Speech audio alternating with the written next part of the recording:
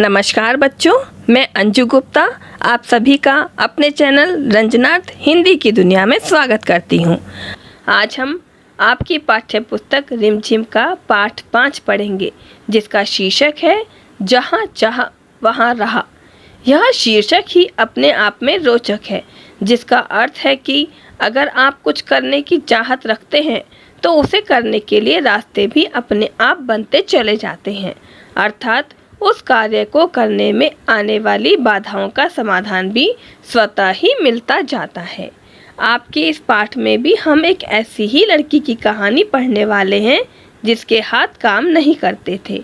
आप सभी कल्पना करके देखिए कि अगर हाथों के बिना हमें एक दिन भी रहना पड़े तो कितना मुश्किल हो जाता है, क्योंकि हम अपने सभी काम हाथों की सहायता से ही कर पाते हैं। लेकिन इला एक ऐसी लड़की है जिसके दोनों हाथ काम नहीं कर पाते हैं। तो फिर इला अपने सारे काम कैसे करती होगी? क्या वह जीवन में हताशा का अनुभव करती होगी? तो चलिए हम इस प्रश्नों का उत्तर जानने के लिए पाठ को पढ़ते हैं। रास्ते मुश्किल हैं, पर हम मंजिल जरूर पाएंगे। ये जो कठिनाइयाँ हैं रास्तों की, इसे भी हम जरूर हराएंगे। ये पंक्तियाँ इला सचानी पर पूर्णतः लागू होती हैं। हम पाठ पढ़ते हैं। पाठ 5, जहाँ चाहा वहाँ रहा। मलमली धोती का बादामी रंग खिल उठा था। किनारों पर कसूती के टाँकों से पिरोई हुई बेल थी।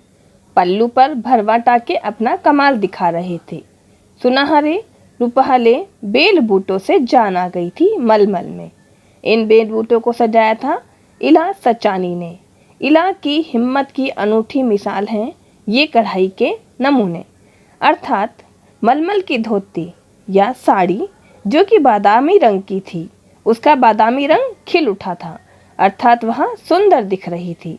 कसूती कर्नाटक की कढ़ाई होती है जो कि उस साड़ी के किनारों पर एक बेल के रूप में की गई थी।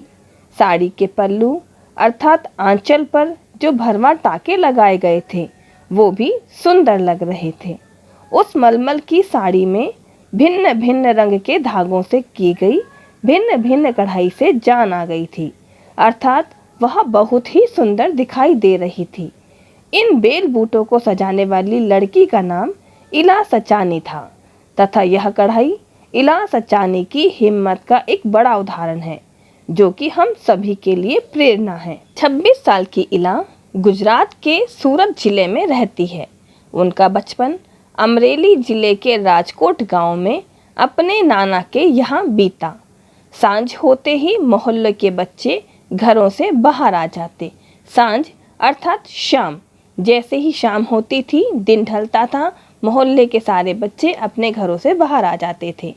कुछ मिट्टी में आड़ी तिरछी लकीरें खींचते, कुछ कनेर के पत्तों से पिट-पिटी बनाते, कुछ गिट्टे खेलते, कुछ इधर उधर से टूटे फूटे घड़ों के ठीकरे बटूर कर पिट्ठू खेलते। जब इन खेलों से मन भर जाता तो पेड़ की डालियों पर झूला डालकर ऊंची ऊंची पेंगे लेते और ऊंचे स्वर में एक साथ गाते, कच्चे नीम की निबोरी सावन जल्दी आइयो रे। अर्थात सब बच्चे अपने अपने खेलों में लग जाते थे। उनमें से कुछ बच्चे मिट्टी में आड़ी तिरछी इधर उधर लकीरें अर्थात लाइनें खींचते रहते थे। कुछ कनेर के पत्तों से, कनेर एक पेड़ का नाम है, उसके पत्तों से पिट-पिटी अर्थात बजाने वाली सीटी बनाते और उसे बजाते। कुछ पत्थर लेकर गिट्टे खेलने लग जाते और कुछ बच्चे क्या करते थे, कुछ ठीकरे मतलब टुकड़े पत्थर के घड़ों के टुकड़े बटोर कर उनसे पिट्ठू खेलने लग जाते। जब ये सब खेलते खेलते उनका मन भर जाता, अर्थात उनका मन अब नहीं करता इन खेलों को खेलने के लिए, तो वे पेड़ के डालियों पर झूला डाल लिया करते थे और ऊंची ऊंची पेंगे अर्थात झूले को जोर से लगाकर ऊपर नीचे होना शुरू कर देते थे। साथ ही वे सभी एक साथ गाते थे, कच्चे नीम की निबोरी। निबोरी नीम का फल होता है, तो कच्चे नीम की निबोरी सावन जल्दी आइयो रे, मतलब सावन मास तुम जल्दी आ जाना। इला गाने में तो उनका साथ देती, पर उनके साथ पेंगे नहीं ले पाती। रस्सी पकड़ने को हाथ बढ़ाती, मगर हाथ तो उठते ही नहीं थे। वह चुपचाप एक किनारे बैठ जाती। मन ही मन सोचती, मैं भी ऐसा क्यों नहीं कर पाती हूँ। बच्चे भी चाहते कि इला किसी न किसी तरह तो उनके साथ खेल सके। कभी कभार वह पकड़म पकड़ाई और विष अमृत के खेल में शामिल हो जाती, साथियों के साथ जमकर दौड़ती। मगर जब धप्पा करने की बारी आती तो वह निराश हो जाती। हाथ ही नहीं उठेंगे तो धप्पा कैसे देगी। वह बहुत कोशिश करती, पर उसके हाथों ने तो जैसे उसका साथ ना देने की ठान रखी थी। इला ने अपने हाथों की इस जिद को एक चुनौती माना। अब क्या होता था, इला के हाथ तो नहीं थे। वह गाने में तो बच्चों का साथ दे लेती थी, लेकिन हाथ ना होने के कारण वह झूले पर ऊंची ऊंची पेंगे नहीं ले पाती थी। रस्सी पकड़ने के लिए वह हाथ बढ़ाती, लेकिन उसके हाथ खराब थे, वे उठ नहीं पाते थे, तो वह रस्सी पकड़ नहीं पाती थी। ऐसा होने पर वह चुपचाप बैठ जाती थी।